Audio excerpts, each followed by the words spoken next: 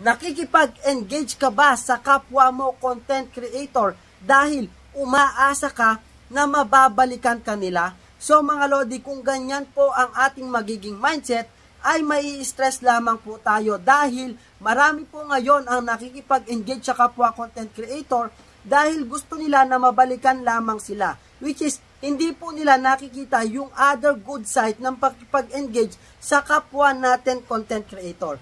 Ang tamang mindset po mga lodi ay nakikipag-engage tayo sa kapwa natin content creator para lumawak po ang visibility ng ating content.